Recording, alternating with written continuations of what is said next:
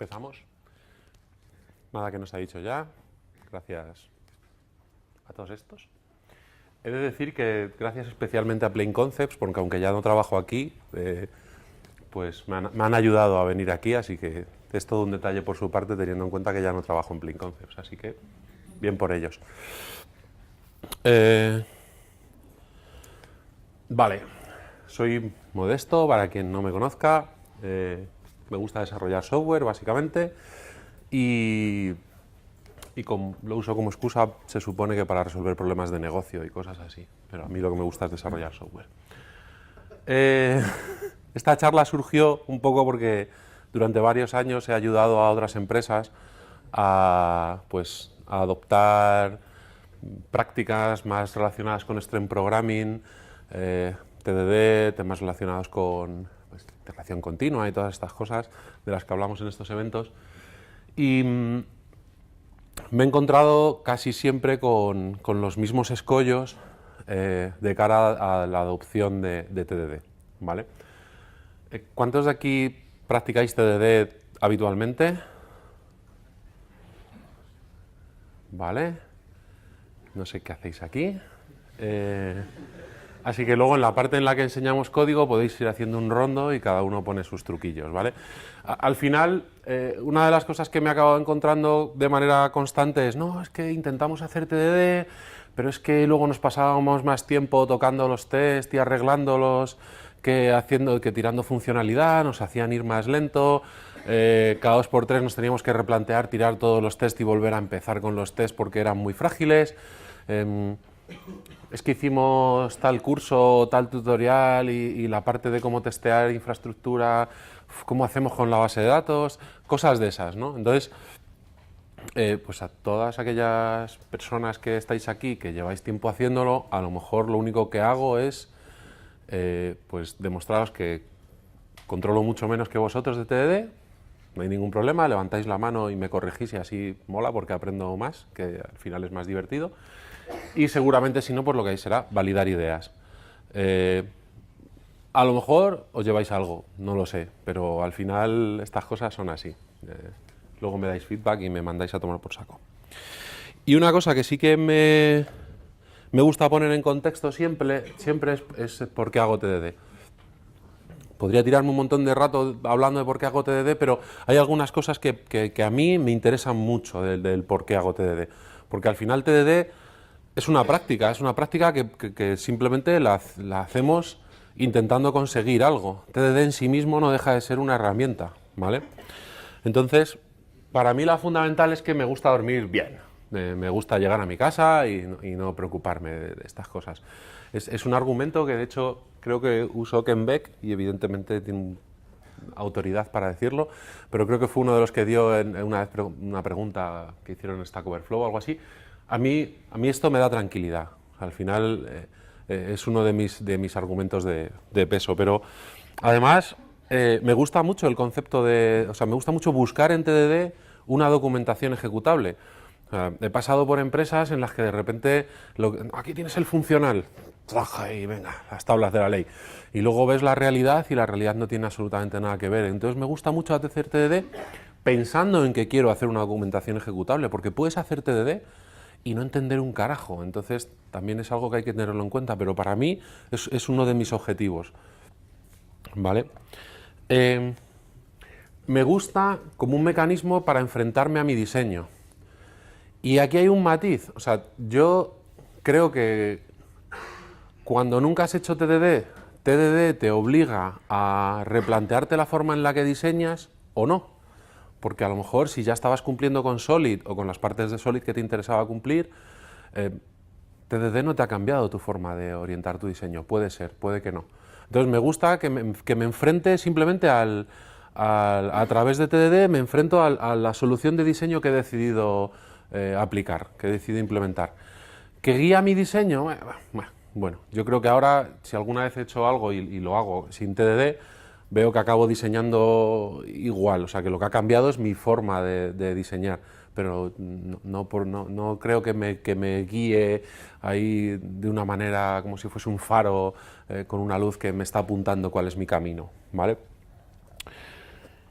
y para retenerme, como elemento de retención. O sea, creo que a veces, como nos gusta resolver problemas, enseguida nos ponen un problema y ahí va, un problemilla a resolver, venga, vamos a por él.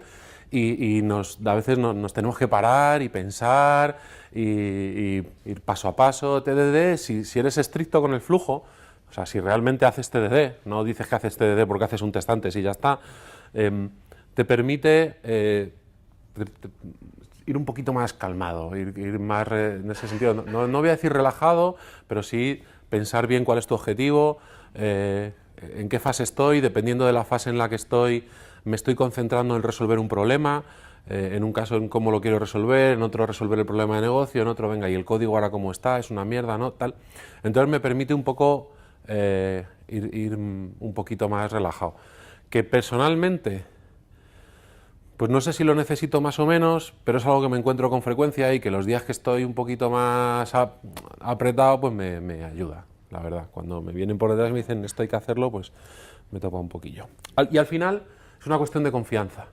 O sea, a mí lo que TDD me da es pues lo mismo que me da tener un entorno de integración continua en el que sé que mi código se está todos los días pues compilando si compilas tu código, ejecutándose la batería, etc. Me da confianza. Me da la seguridad de que pues si un viernes necesito salir a producción, pues que leches, pues salen los viernes, se salen los sábados, pues se sale cuando salga. Los sábados no ocurréis, por favor, pero al final, pues que no haya ningún problema, una cuestión de confianza en mi trabajo y en el trabajo del equipo, porque al final tu trabajo a título individual es una muy pequeña parte de, posiblemente del conjunto de lo que se está entregando allá donde estéis, porque formáis parte de un equipo y al final necesitas confiar en todo el equipo, ¿vale? Entonces, hasta aquí llega mi presentación, ¿vale? Esto es todo lo que tengo para presentar en formato slide. Lo que voy a hacer es, pues voy a abrir una herramienta al azar muy lenta que se llama Visual Studio, que es con la que suelo trabajar. Yo trabajo mucho con .NET, con C#, entonces, APA, esta va por ti. Y voy a hacer un pequeño repaso, que tengo aquí una chuleta encriptada, con pues las cosas que me acabo encontrando y cómo acabo enfocándolo cuando estoy en mi día a día haciendo los tests. O sea, esto podría ser perfectamente esta charla aquí, delante de todo el mundo, o una conversación de bar, ¿vale? Porque al final el resultado de lo que voy a hablar, más o menos, va a ser parecido. ¿Eso qué quiere decir? Que como molan más las conversaciones de bar, pero no era plan traer cerveza, la parte de interrumpir y decir, ah, pues yo lo hago así, o pues qué pasa si haces esto, o lo que os venga en las narices, que no sea cambiar de tema, por favor, porque si no queda fea y jodemos la agenda, pues sentíos libres, ¿vale? Porque al final creo que es lo que va a enriquecer todo esto, ¿vale? Entonces, vamos a ver si consigo hacerlo un poco estructurado. Y ¿por dónde empiezo? Pues por lo básico. O sea, ¿quién tiene costumbre de hacer catas? Vale, o sea que Feedbath. ¿Alguien no conoce la cata Feedbath? Vale, pues por las personas que no lo conozcan. ¿Alguien no sabe qué es una cata? Vale, entonces ya está el típico troll de todas las charlas. Pero que sea de la organización tiene delito. Bueno, básicamente la cata Feedbath es una cata que está pensada para practicar el flujo de TDD, ¿vale? O sea, más que pensada para enfrentarte a un problema de diseño, no busca eso, busca enfrentarte a un problema muy sencillo en el que no haya complejidad desde el punto de vista de business y lo que te centres es en practicar y practicar y practicar el flujo de rojo, verde, refactor, ¿vale? Entonces, la cata dice lo siguiente, básicamente, el enunciado más o menos viene a decir, oye, dado que a ti te va a entrar una lista de números, tú tienes que devolver esa lista de números, pero con cierta transformación. En líneas generales vas a devolver el mismo número, pero si el número que metes es divisible entre 3, tienes que devolver fifth. Y si es divisible entre 5, tienes que devolver bath. y si es divisible entre 3 y 5, tienes que devolver feedback, ¿vale? Ya está, hasta ahí está toda la complejidad de negocio, ¿ok? Si queréis reíros un poco, podéis buscar Enterprise Feedback en internet y entonces, bueno, sentiréis muy javeros. Entonces, ¿qué es lo que pasa? Sí que me sirve como excusa para empezar hablando de cómo enfoco el inicio de un test, ¿no? Entonces, hay un post de Sandro Mancuso, bueno, o de Codunance, ahora mismo yo juraría que sí que es de Sandro Mancuso, que os recomiendo, en el que habla un poco de cómo estructuran ellos los test, y me quiero quedar solamente con esta parte, ¿vale? Hasta este momento, yo hasta que leí este post, que es del 2014, digamos que mis test, normalmente mi clase de test hubiese sido feedback tests, y metes ahí en un saco los test que quieres hacer. Este post a mí me cambió un poco el enfoque porque me di cuenta de que a mí una de las cosas que más me importa al final es el objetivo que decía, ¿no? Una documentación ejecutable, ¿no? Y digo, vale, pero una documentación ejecutable al final quieres que se pueda leer con un formato un poco más próximo al negocio, porque al final si es documentación y estamos resolviendo un problema de negocio, para mí es importante que esa documentación hable el idioma del negocio. Y feedback test, esa palabra test, tiene mucho que ver con la forma en la que tú estás validando tu hipótesis.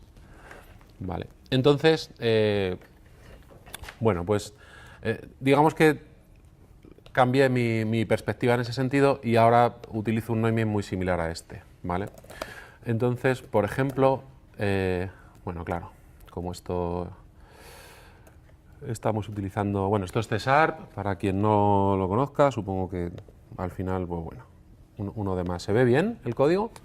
¿Se puede leer? Vale. ¿Cómo? Sí, sí, claro. Tú eres de la escuela de Carlos, ¿no? Ahí todo grandecito. Vale.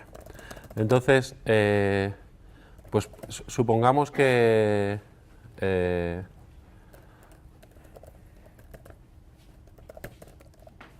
quiero plantear un test más o menos de este estilo, en el que, como esto es XUnit, pues al final, ¿yo qué es lo que busco? Pues busco que cuando voy a ejecutar mi test, mi batería de test, acabe pudiendo leerlos como si fuesen frases, básicamente, como si fuesen escenarios de negocio que estoy describiendo, al menos el título, ¿vale? Es una chorrada, parece una tontería, pero es de reconocer que cuando lo leí fue de estas cosas y dices, bueno, pues es que es obvio, sí es obvio, pero tan obvio es que antes no lo hacía así, ¿vale? Entonces, es una de estas cosas que muchas veces te acabas encontrando con que todo el mundo acaba tiñendo test en los que quieres hablar de negocio, de lenguaje que no tiene nada que ver con el negocio. Entonces, aquí pues he de reconocer que, pues mira, me veo obligado a que, como estoy usando en este caso C# y este framework de testing, no puedo escribir una frase.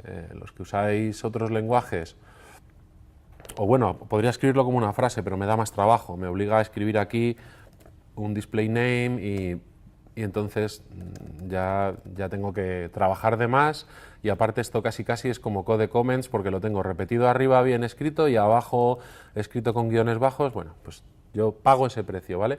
Los que tenéis la posibilidad de, pues yo qué sé, si trabajáis con RSpec o con Mamba o con Jasmine o con cualquier otra cosa que os permite describirlo mejor, genial, acercaos todo lo posible, porque al final todo lo que os podáis acercar al negocio está facilitando el punto de entrega, la entrada al dominio de cualquier persona que entre nueva, de tú cuando vuelves de vacaciones, de un lunes después de un fin de semana de eventos y de todas estas cosas, ¿vale? Entonces, al final, pues podemos pensar en nuestro yo del mañana, en nuestro compañero psicópata, elegid en qué pensáis, pero pensad en alguien, ¿vale? Que es muy bonito.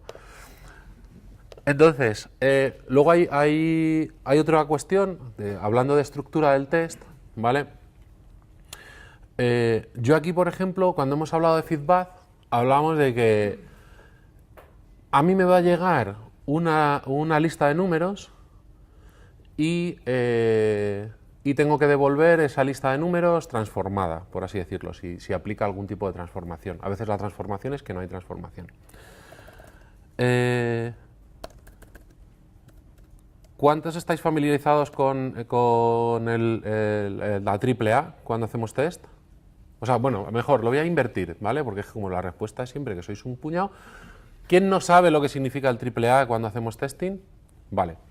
Triple A es, básicamente viene de arrange, act y assert, ¿vale? Que lo que viene a decir básicamente es que la estructura de un test debería ser, establezco las condiciones bajo las cuales quiero que se sitúe mi sistema para la ejecución de este test, ¿vale? O sea, me preparo para el test. Act es, excito mi sistema, ejecuto el trozo de código o lo que sea, en la que ejecuto la acción que yo quiero que se realice, que es el sitio en el que realmente se va a estar ejecutando mi código de producción, es donde realmente está la chicha. Y assert es donde compruebo que realmente mi sistema ha hecho lo que tiene que hacer o lo que no tiene que hacer. Una de las cosas que me he encontrado a kilo es test en los que directamente se podían haber hecho una plantilla porque todos tenían este comentario. En todos te ponen comentario arrange, comentario act, comentario assert. ¿Y qué pasa con los comentarios? Pues que, aparte de que pues, dan para mucho que hablar, al final no dejan de ser una carencia cuando, o sea, de que te has pasado, o vienes de un mundo muy arcano en el que se desarrollaba a base de comentarios, o que estás intentando explicar algo que el código no explica, ¿no? A mí hay otro enfoque que me gusta, que es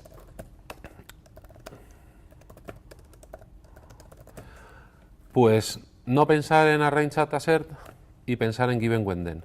Y cuando digo esto, he puesto el comentario, pero por favor no pongáis el comentario, ¿vale? No se trata de cambiar las palabras que ponemos en la plantilla. Se trata de que cuando nosotros enfocamos un test es mucho más sencillo si estamos pensando en que queremos darle semántica. Es muy fácil recurrir a darle una semántica más propia de Jerkins, en la que pensamos en, oye, dado que tengo el sistema en estas condiciones, cuando hago lo que sea que por favor tenga que ver con negocio, entonces sucede esto, ¿vale? Entonces, por ejemplo, aquí podríamos decir, pues yo qué sé, dado a que tenemos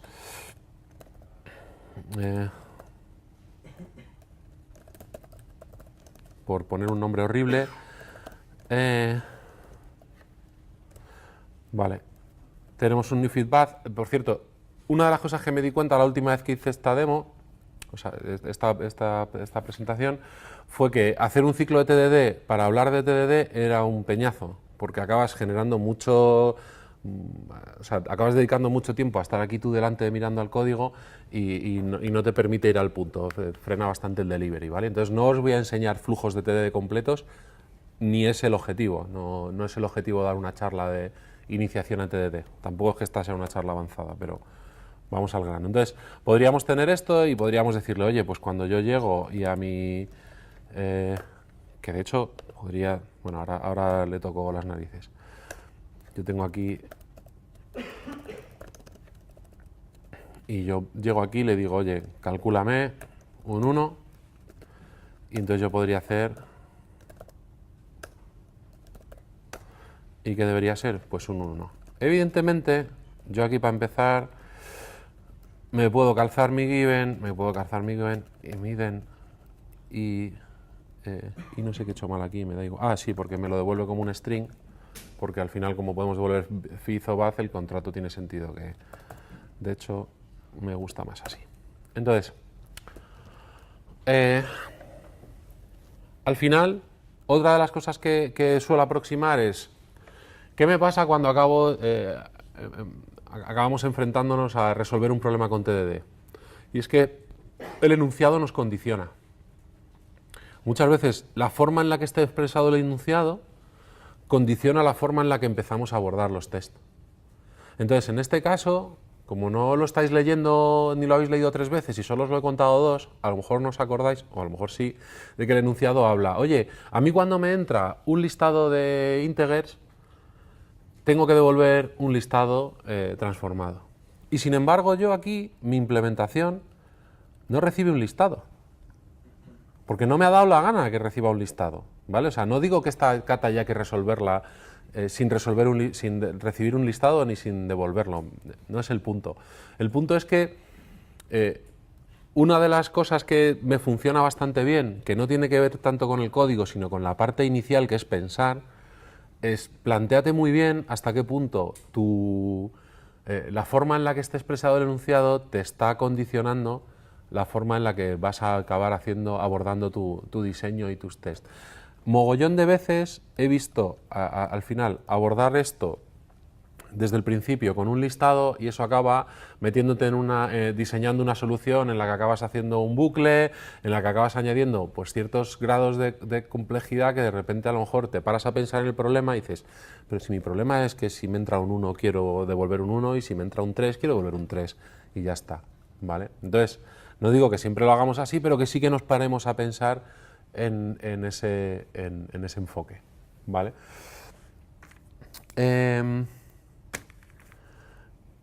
Una cosa. Sí. Me quedé pensando en lo anterior, lo de la range up, hacer Sí. el otro planteo. Un problema que también tiene la AAA es que no está implícito que en la range podés verificar precondiciones que querés que estén dadas, porque la semántica no te permite. O sea, array suena a hago el setup del código, después ejecuto lo que voy a hacer y después verifico.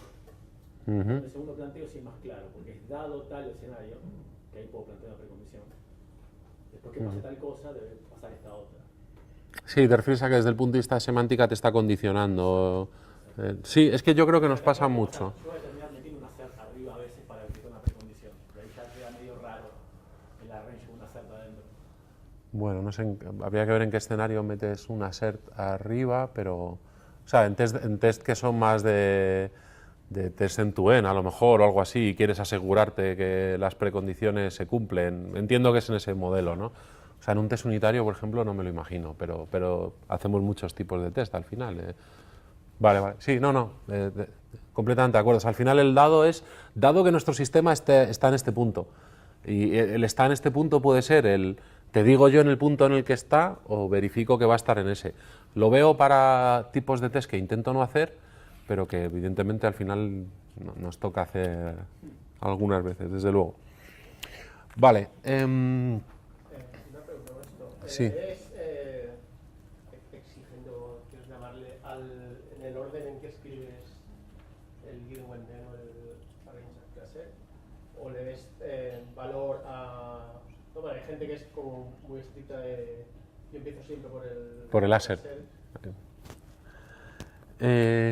Yo creo que depende de si vas pensando sobre la marcha o has dedicado tiempo antes a pensar.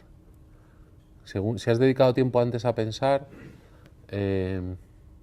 yo creo que te puede dar un poco más o menos lo mismo. Y luego creo que depende del lenguaje en el que estés trabajando. Porque parece una tontería, pero al final... o sea, el lenguaje, el tooling que estés usando, no voy a hablar del lenguaje.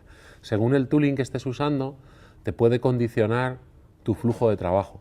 O sea, tú, por ejemplo, aquí te condiciona tu flujo. O sea, yo llego aquí y supongamos que en lugar de feedback tengo una nueva implementación, ¿vale? De feedback, y yo aquí ya tengo un new feedback del que este no sabe nada.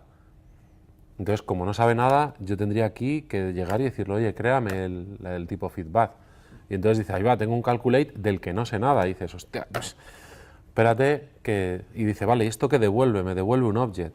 Entonces de repente dices, ahí va, espera, esto me devuelve un object, ¿por qué? Porque yo aquí le he dicho que tire de inferencia, pero si yo le especifico el tipo, esto ya no me va a tirar de inferencia. Entonces, cuál sea el tooling que utilices, te va a facilitar. Si usas JavaScript o Python, que son muy de plastilina, y perdón por poner JavaScript y Python al mismo nivel, sé que no me peguéis luego,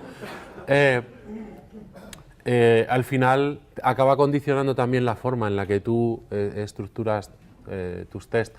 Otra de las cosas que pasa es que, leche, cuando empiezas, pasa mucho en las catas tienes un problema concreto que lo quieres resolver de una manera concreta en la que no tienes nada.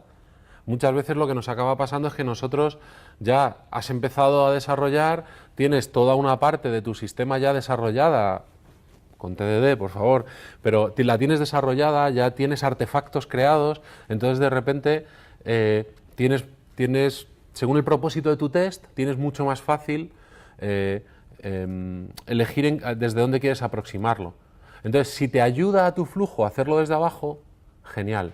A mí, por ejemplo, cuando estoy trabajando con arquitecturas más tipo orientada a mensajes, en las que, mira, dado este comando, al final lo que quiero es que se acabe lanzando este evento, por ejemplo, me resulta muy fácil pensar antes de empezar el test un poco cuál va a ser el comando que quiero acabar lanzando y cuál que es el evento que quiero que se lance, y me da igual empezar desde abajo que desde arriba.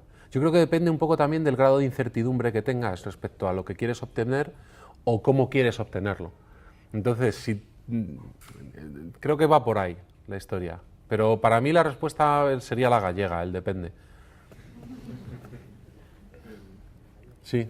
Lo que creo que puede ayudar alguna vez el orden, a mí me da igual, quiero decir el orden, no, es a evitar el bloqueo muchas veces de no saber cómo nombrar ese test. O sea, que es algo que normalmente bloquea al principio mucho a la gente de cómo escribo este nombre de test o qué es lo que testeo siguiente, ¿no? Y muchas veces pensar en lo que voy a esperar del resultado me desbloquea. Entonces lo que decimos siempre es pues crea un método con un nombre perico, ¿sabes?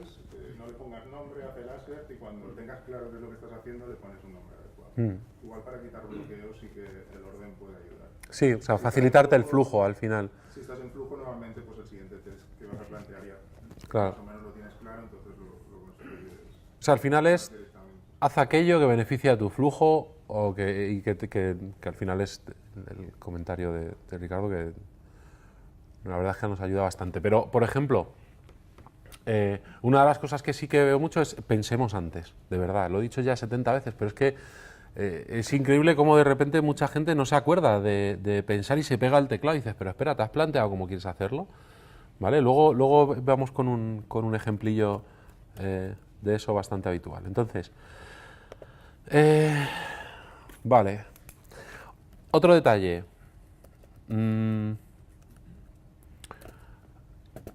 Si hemos hablado del given when then, no digo que esté satisfecho con estas 3 líneas de código, ¿vale?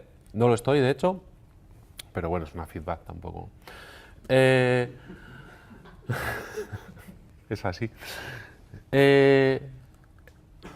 Given when then, no hay ningún problema, se entiende perfectamente, no necesito hacer esto, ¿vale? No, o sea, facilitemos la lectura.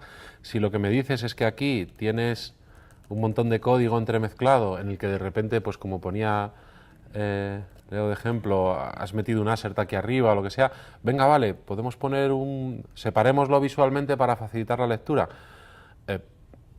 Si esto tiene 200 líneas de código, a lo mejor estamos haciendo otra cosa mal y no necesitamos añadir el comentario de given when then, sino que necesitamos volver a echarle un vistazo a nuestro test, ¿vale?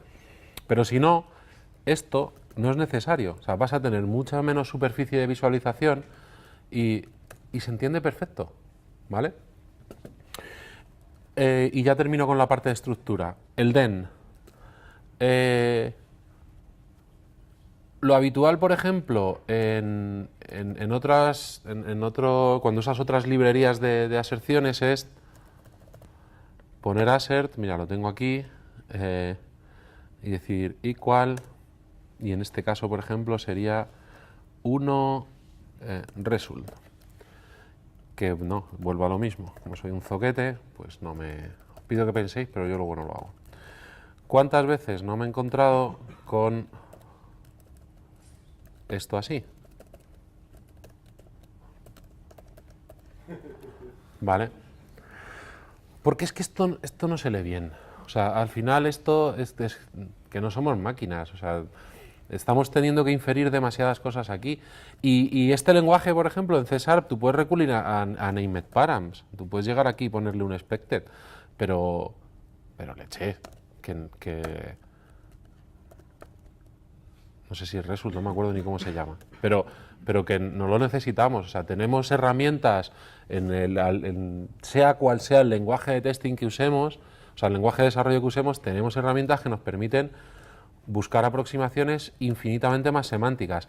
Y si no las tenemos, que a lo mejor trabajáis en algún lenguaje un poco exótico y no las tenéis, lo dudo mucho, hay que crearlas.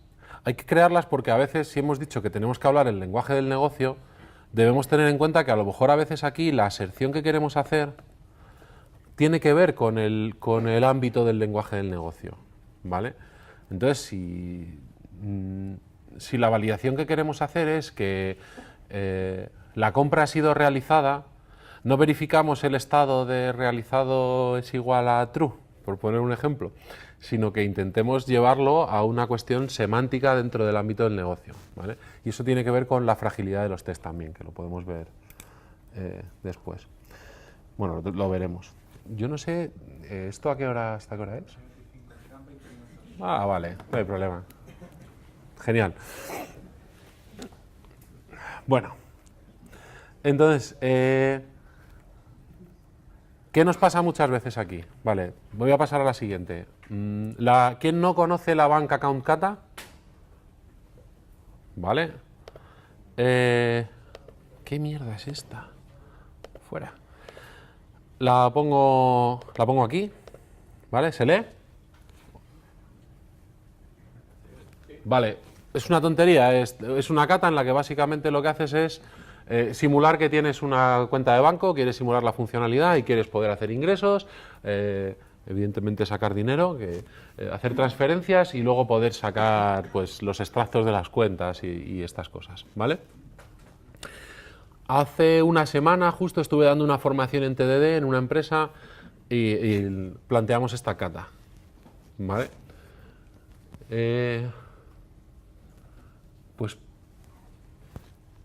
el 100% de las personas que estuvieron haciendo la kata llegaron a más o a menos, pero este dato lo acabaron implementando como tenían una clase account que tenía una propiedad balance y que cuando hacías un ingreso cogía el balance y le hacía balance igual a más igual y la cantidad que se estaba ingresando. No se habían planteado, o sea, desde el punto de vista de diseño, ¿sabéis cómo funciona normalmente? Bueno, cómo funcionan cuando hablamos de bancos y temas de este estilo. O sea, funciona por agregación. O sea, nosotros al final lo que se registran son los movimientos, las operativas que se han realizado y para saber el balance, para saber el estado de tu cuenta y cuánta pasta tienes, lo que hacen es, no te van a leer una propiedad en la base de datos que es cuánto dinero tienes. Estaría genial, quiero trabajar en un banco que funcione así y añadirme un cero por algún lado. Lo que hacen es cogen, pues en este caso, todos los eventos que han sucedido y hacen una agregación. Nadie se lo planteó. Y tiene que ver otra vez con lo mismo que decíamos antes, con el pensar. De repente, la forma en la que se plantea el problema parece como muy data-centric, porque aquí tienes cosas que implican extraer información y nos condiciona. Entonces, esto tiene que ver, solo el último punto, ¿quién no conoce Jerkins? Vale, ¿conocéis BDD, Behavior Driven Development? Básicamente el lenguaje en el que tú defines, describes un escenario y dices, dado que tengo no sé qué, o sea, la estructura given when then, pero escrita en modo un poco más literario. Personalmente, y hay casos de éxito en los que se usan, pero a mí no me funciona. Cuando solo trabajo, a mí personalmente no me funciona, porque la forma en la que describes tu escenario condiciona demasiado la forma en la que luego vas a implementar tus tests. Y te acaba pasando un poco que, pues el ejemplo de la calculadora de, dado que meto este número y luego meto este número, cuando le doy a calcular el resultado es tal. O sea, esos dos dado que venían separados, hay una frase que es... si estás creando un compilador y dedicas 2 equipos a crearlo, vas a tener un compilador en 2 fases. Pues con el lenguaje nos pasa igual cuando hablamos de test. Si tú defines en el dado que meto este número y este número en una sola frase, es muy probable que tu implementación reciba 2 parámetros. Y si lo divides en 2, de hecho, pues te va a condicionar. Y no siempre es fácil disociar en ese sentido, te acaba generando mucho ruido, entonces prefiero no utilizarlo, ¿vale? También luego es un poco ¿Perdón? El tener un and y un or, o un or en lo que es el título ya es de cuidadito por aquí. Sí, pero sí, lo que pasa es que al final la forma en la que lo expresas es dado que tengo un cliente y que el cliente, o sea, sobre todo más porque lo que se vende como argumento es que eso te aproxima más todavía a negocio y que los product owners van a tirarte directamente tus tests. Que van a usar Jenkins y que ellos van a escribir y va a estar todo genial. Entonces, personalmente no me funciona, esa es mi receta. Relacionada con feedback...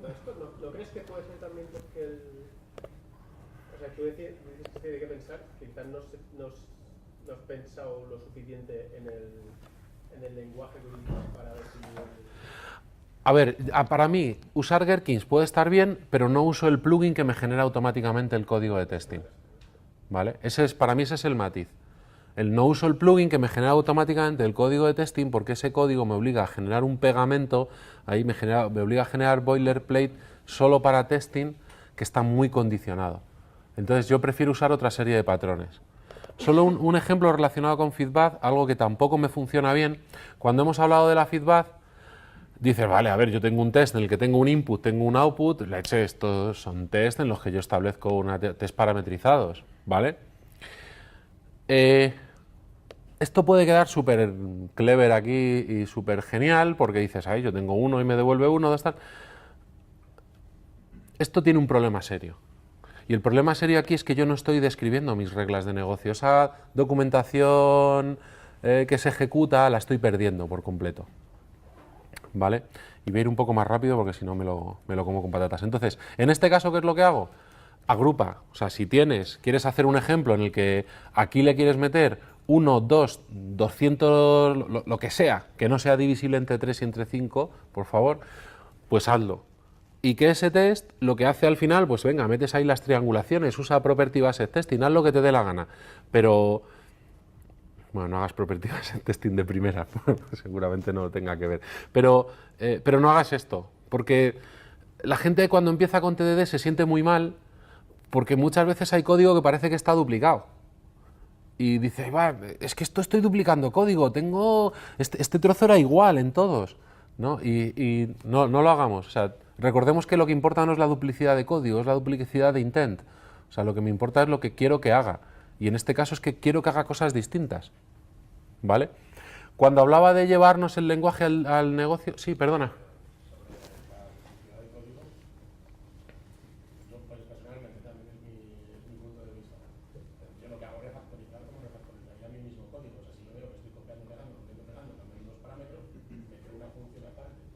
Pero solo si tu intencionalidad es la misma, porque puede ser que sea eventualmente igual, pero simplemente porque estás en un momento muy temprano de tu desarrollo.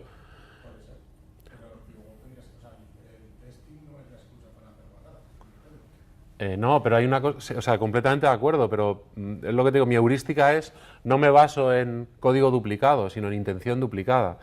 Porque además, de hecho, luego siempre nos pasa una cosa, que pensamos siempre en código reutilizable, y una cosa es el código reutilizable y otra cosa es el código reutilizado, que no tiene nada que ver. A veces dedicamos mucho tiempo en pensar en código reutilizable que no reutilizamos nunca. Entonces, que son cosas muy, muy distintas. Pero para mí, en mi caso, la heurística es intención. Porque si no, es que eventualmente esa implementación puede ser la misma. Pero en cuanto crezca un poquito el negocio, ya no tiene nada que ver. Entonces, pero sí, estoy de acuerdo contigo, para eso está el refactor también, evidentemente, pero el refactor en ese mismo momento o más adelante. Al final tenemos muchos momentos en los que ponen a prueba nuestro diseño. Lo que pasa es que ese método también, digamos, el nombre no es correcto, ¿no? Porque con ese nombre puedes haber agrupado los que efectivamente devolvían el mismo método, el mismo número. Claro, sí, es lo que he dicho antes, que agrupes, pero siempre y cuando el intent sea el mismo. ¿Vale? El nombre podría ser, lo calcula bien. Y podría haber hecho otro que lo calcula mal. Pero aún así, ¿de qué me sirve? O sea, hacemos un test que es, esta funcionalidad funciona, ¿no? Y ya nos hemos... Bueno, a ver, voy a intentar ir más rápido. Bueno, lo que hablaba de la bank account kata, ¿vale? Al final, cuando... Ay, no, joder, me he dejado una cosilla. Cuando hablábamos de lo de hablar el idioma del dominio, este trozo de código no es de test, ¿vale? Y tampoco digo que lo hagáis así, pero, por ejemplo, en Feedback, desde el punto de vista de negocio, tiene mucha importancia semántica el que algo sea divisible o no. El que algo sea divisible o no es algo tan tonto como acabar haciendo esto, ¿vale? Pero si tienes la oportunidad de llevar esa semántica a tu código, si desde el punto de vista de negocio es relevante, pues plantéatelo, llevarlo de alguna manera que sea más fácil de adoptar. Porque el ejemplo del divisible es una chorrada, seamos realistas, ¿vale? Pero nos encontramos muchas veces con circunstancias en las que lo que queremos es describir precisamente ese... Queremos describir un problema de negocio que eventualmente lo hemos resuelto de una manera concreta. Entonces, muchas veces nos encontramos replicando esa manera concreta de la que lo hemos resuelto, que tiene que ver otra vez con el tema del argumento de resolución de código. Entonces, vale, voy a dar un salto enorme. Voy a dar un salto enorme porque... Por eso voy a dar un salto enorme, porque me quedan 10 minutos. Entonces, en lugar, cuando hablábamos de la bank account, Kata, me lo voy a llevar aquí directamente para no perder el tiempo ni creando clase. O sea, si nosotros, ni creando el archivo. Si nosotros pensamos en que nosotros tenemos... Coño. Vale, es que le había dado una tilde sin querer, perdón. Pensamos que tenemos esto y nosotros, una cosa que nos pasa mucho, he dicho, no estoy contento con este test. Una de las razones por las que no estoy contento con este test es que si yo llego aquí y digo algo muy frecuente, sería un new account. Perdón,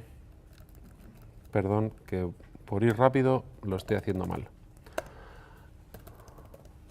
Esto es lo que decía Borillo, que por facilitar el flujo, pues me pongo XXX porque no quiero pensar en esto ahora. O Perico. Yo es que Perico lo de poner en... Pero bueno, da igual. ¿Qué es lo que nos pasa aquí? ¿Cómo? Al final, en este test, estoy condicionando la forma en la que construyo una cuenta al test. De manera que conforme vaya evolucionando mi código, ¿cuántas veces no te encuentras con que dices, es que mi código es muy frágil? Mi código es muy frágil porque según voy creando mis nuevos tests, tengo que ir hacia arriba cambiando todos los tests porque los voy rompiendo. ¿Vale? Entonces, al final nos pasa un poco lo mismo. Aquí estamos vinculando la forma de construir una cuenta, que es un detalle de implementación, con un concepto de negocio que es que quiero una cuenta. Entonces, una de las cosas, ahí lo que debemos recurrir, ¿no? Siempre se habla que es como una especie de antipatrón, no uses new dentro del test. ¿Vale? Entonces, una de las cosas que acabo recurriendo es a buscar la semántica. ¿Cómo la busco? Pues, por ejemplo, puedes desde crearte un object model en el que le dices, créame una cuenta, o sea, dado una nueva cuenta, por ejemplo, y esto por dentro, esto es código de test, esto no es código de dominio. O sea, no está, esto está en el ámbito de los test. ¿Y qué es lo que haces? Pues en todos los test en los que tú acabes necesitando construir una nueva cuenta, pues tú vienes por aquí y vas construyendo la nueva cuenta. Imagínate que de repente tú estás avanzando y dices, oye, pero es que a partir de ahora, para construir una nueva cuenta, irremediablemente me tienes que decir un identificador del cliente, por poner un ejemplo. Pues en ese sentido, nosotros una de las cosas que podemos hacer es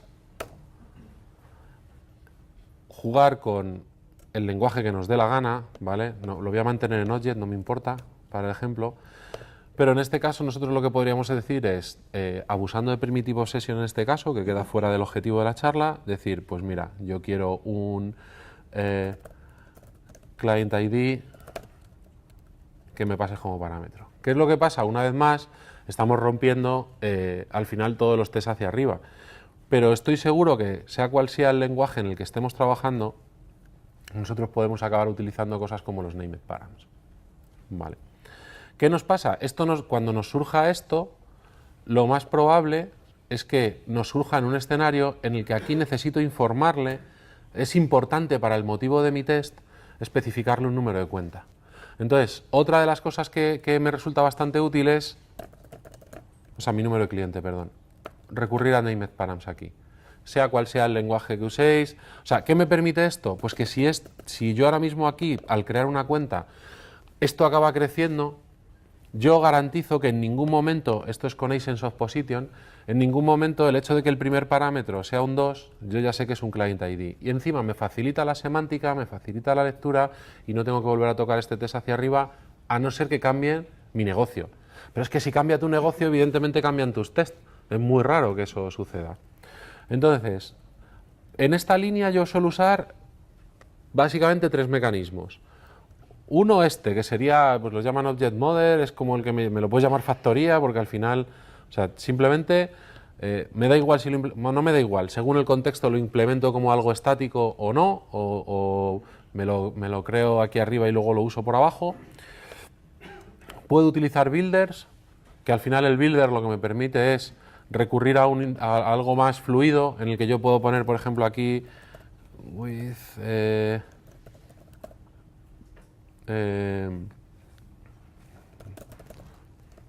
¿vale? De lo que, bueno, entre comillas, sí, con 2 cojones. De lo que sea, ¿vale? Yo puedo recurrir al que yo necesite todo, al final con el mismo propósito, con ganar semántica y ganar flexibilidad. Aquí en este caso, como sería un builder, pues tendría que acabar haciendo un build seguramente, o tienes otras formas de construirlo. En este caso, por ejemplo, lo que estoy especificando es que obligatoriamente una cuenta necesita esto, y esto ya es opcional. Y esto es muy importante, porque si seguimos esta estrategia, en lugar de esta, el problema es que automáticamente ya no somos capaces de transmitir que necesitamos por narices una cuenta que requiera un cliente. Y eso a la larga nos introduce fragilidad en los tests y lo del principio de mínima sorpresa, pues como que nos lo pasamos un poquito por el forro, ¿vale? Y luego, en lenguajes como C# o en cualquiera que te permita hacer monkey patching, cuando tengo test en los que tengo que andar mezclando conceptos de negocio distintos asociados al final, a lo mejor a una misma entidad o lo que sea, me da igual, tiro de eso para poder acabar construyéndome el equivalente a un builder, pero sin que esté todo el código de testing acoplado dentro de una misma clase, ¿vale? Y me he comido un poco el tiempo. Solo una última, que esa sí que para mí es importante. En base de datos. Cuando tenemos que hacer pruebas, por ejemplo, relacionadas con base de datos, que es bastante habitual, me he encontrado mucho con cosas como también que tienen que ver con mi mundillo, evidentemente. Gente que usa Entity Framework o el ORM de turno en el que tiene sus migraciones y como parte de su estrategia para ejecutar el test, un solo test de integración, lo que tienen que acabar haciendo es decir, no, me tiro la base de datos de test, la recreo, aplico todas las migraciones, luego ejecuto un SQL que me mete datos de ejemplo que voy a usar en todos mis tests y eso es un infierno. El feedback rápido te lo estás cargando, meter un archivo SQL único directamente, tus datos de test tienen que estar en el test. Entonces, hay muchas estrategias. Estrategias que me han funcionado. Si estás en .NET, hay una librería que se llama... Mierda, se me ha olvidado. Ahora me acordaré. Bueno, si no es habitual, abres una transacción... O sea, lo de recrear la base de datos está muy bien, pero en cuanto tienes un tamaño muy grande, no tienes narices. O sea, te tarda muchísimo. Entonces, plantéate si realmente a lo mejor tienes que buscar otra estrategia.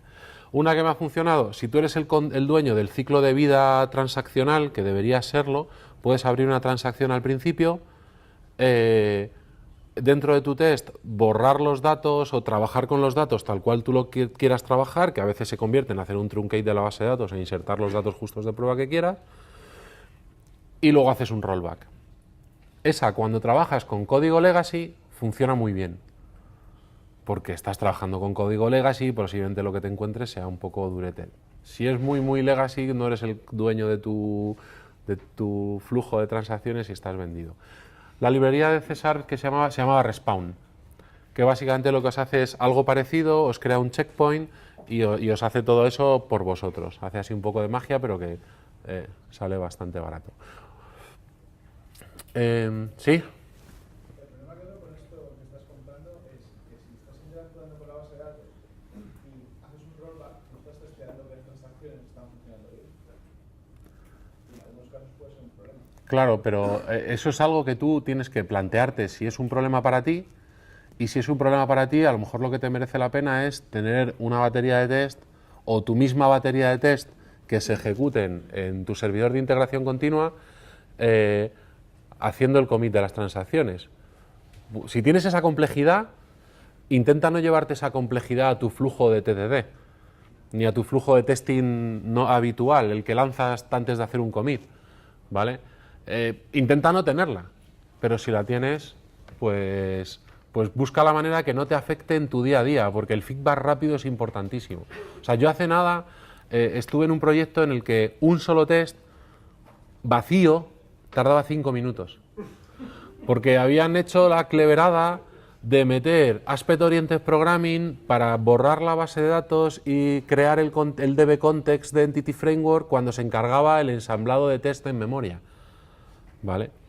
Aún así, no me vale decir, vale, pues quito eso, pero un test de integración que lo único que hace es leerme un dato, hacerme una query simple, me tarda 5 minutos en ejecutar, porque entonces mi flujo se ha ido al carajo. Entonces, ¿tengo esa casuística? Perfecto, la trato. Pero esa es una casuística especial y la trato de forma especial, que no me afecta a mi flujo habitual. No sé si...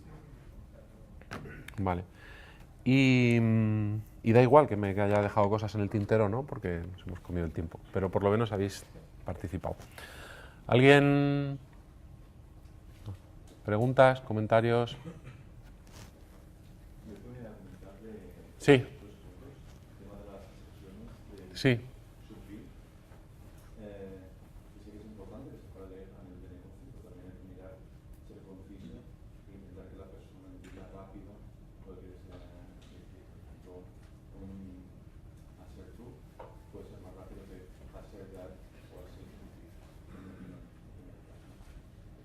O sea, ¿te refieres a un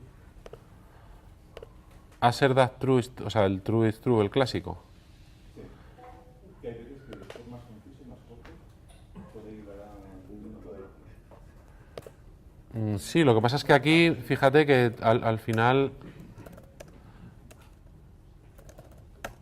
O sea, esto frente a assert... Perdona. Pues assert equal. Bueno, sí, assert true true.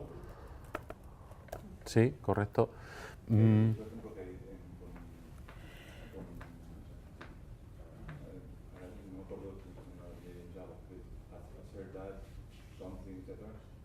veces que las opciones son muy largas, que es muy fácil de leer al ver humano, pero muy tardado unos segundos en entender exactamente qué es lo que está pasando. Lo que te facilite, o sea, evidentemente ahí a lo mejor es que la librería que estás usando para hacer aserciones es muy verbosa. Sí, también puede ser que no. Pues no te digo, o sea, depende, ¿no? Pero lo que facilite tu flujo, la mantenibilidad de tu código, la lectura, lo que mejor te vaya. O sea, al final a lo mejor de repente estáis todos en un equipo en el que a todos os resulta supernatural esto, pues usadlo. A lo mejor os resulta supernatural y antinatural no poner el comentario del AAA. Yo, en ese sentido, si estamos en un test en el que sí que estamos hablando de negocio en las otras dos partes de la estructura, a mí personalmente me molestan las dos fórmulas, ninguna de las dos me gusta. De hecho, lo que haría es tener algún matcher personalizado que realmente exprese la aserción que estás haciendo, pero que la exprese en el lenguaje del negocio. Es una manera que tienen todos los frameworks de test de extender la funcionalidad habitual. Entonces, si es un test técnico que estamos probando, pues propiedades, tal, me da igual, que te dé un poco más rabia. Pero si no, créate tus matches personalizados, habla el lenguaje de negocio y cuando asertes tendrás una única expresión que se entiende de golpe, porque si no, lo que tendremos que hacer es concatenar 3 o 4 aserciones que están intentando validar diferentes matices de la misma expresión y que al final acabamos expresando en un assert múltiple, que es mucho más difícil de mantener y de entender. Assertable entity, los que pasean trabajando, que tenemos un partido de fútbol y match, y cuando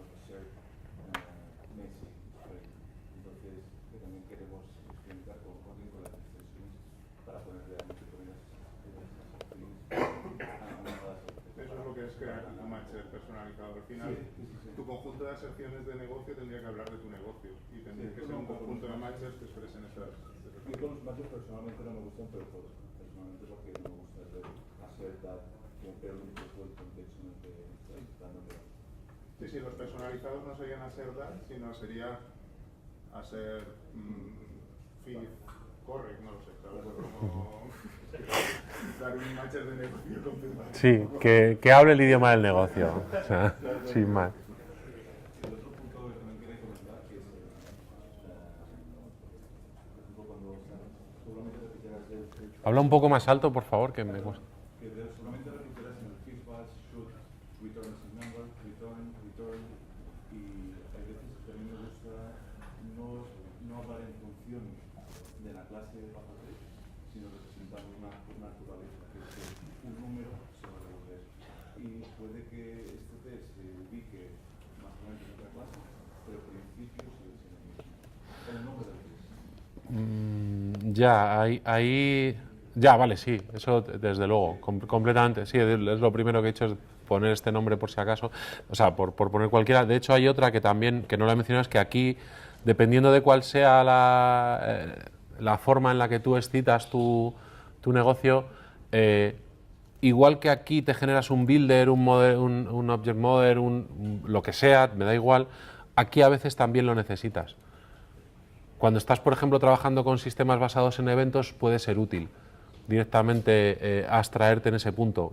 Ten cuidado hasta qué punto te estás yendo tan lejos que resulta que es que tienes que bucear para ver realmente lo que estás haciendo. Hay que buscar ahí un equilibrio.